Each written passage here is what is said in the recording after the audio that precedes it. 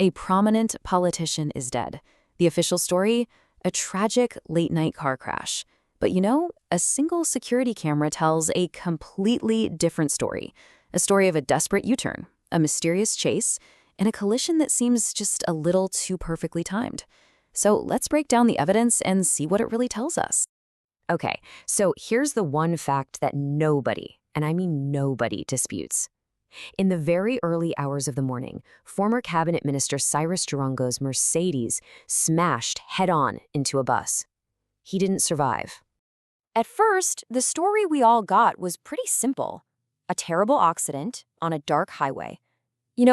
It's the kind of heartbreaking news story we've all heard before. But then, CCTV footage from a petrol station right near the crash site came out. And wow, it didn't just contradict the official story, it completely blew it apart, raising this really terrifying possibility that this wasn't an accident at all. All right, so let's start with that first version of events, right? This is the story that came from the driver of the Climax bus, the one that hit Jirongo's car. So according to the driver, a guy named Titus Kimani, the blame was crystal clear. He claimed Jirongo was driving recklessly, trying to overtake other cars in what he called heavy traffic at 2 in the morning, and drove right into the path of his bus. Seemed like a simple, open and shut case of driver error. Or so it seemed. Okay, now for the real game changer. Let's talk about that security camera footage from the Eagle petrol station, the tape that captured the final critical moments before the crash. And this is where that claim of heavy traffic just completely falls apart. I mean, look at this. The CCTV evidence is undeniable. The road was empty. There were no other cars for Jirongo to be overtaking. The footage shows something much, much weirder. He wasn't overtaking anyone. He was making this incredibly frantic U-turn. Just think about this for a second. This whole thing happened in 41 seconds. He pulls into a gas station, not to get gas, but to whip a super fast U-turn. The moment he's turned around, he's back on the road. We're talking 1 second later. And just 6 seconds after that, bam, he hits the bus.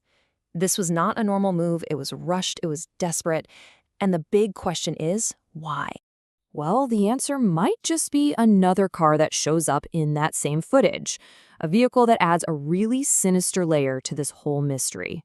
The timing here is it's crucial. Less than 30 seconds after Jirongo pulls into the station, this white Probox follows him in from the exact same direction. The moment it appears, Jirongo guns it and gets out of there. The implication is chilling, right? He wasn't stopping for fuel. He was trying to get away from someone. Now, to really get what experts think was happening, we need to understand this term, a tiger tail. It's security slang for an aggressive kind of surveillance, where someone is actively and very obviously following you. The goal is to intimidate you, to pressure you into making a mistake. And that is exactly what security expert Josh Amali believes was going on. He argues that Jirongo knew he was being followed, that he realized he was under a tiger tail, and that panicked U-turn was a last-ditch effort to shake them off. He was running from something. The contradictions don't just stop at the crash scene. Even the official story about where Jirongo was in the hours before his death, that started to fall apart pretty quick too. So investigators first claimed Jirongo was last seen at the Park Place Hotel. But both the hotel and his friends came out and said, nope, absolutely not. The real location, which was later confirmed by Senator George Canary, was a totally different spot, the Karen Oasis restaurant. This wasn't just some small mix-up. It showed the investigation was already on the wrong foot from the very beginning.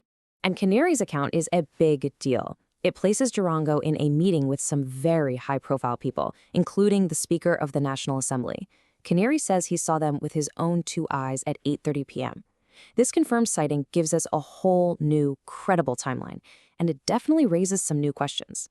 A private meeting with some of the country's most powerful people just hours before your death, that's a detail you just can't ignore. So let's step back for a second.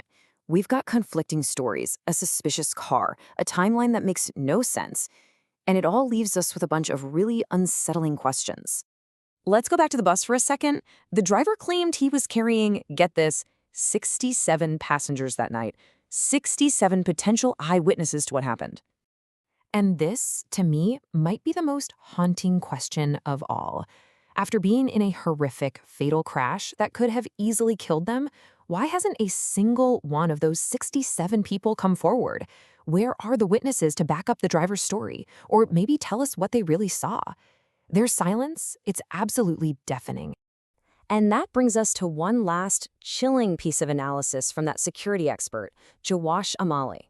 He describes the crash location not as just some random dangerous spot on the road, but as a choke point, a strategic place where a target can be trapped with no easy way out.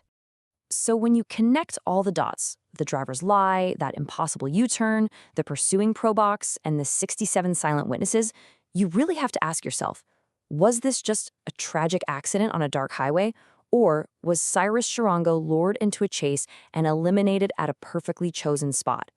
The answer is still out there.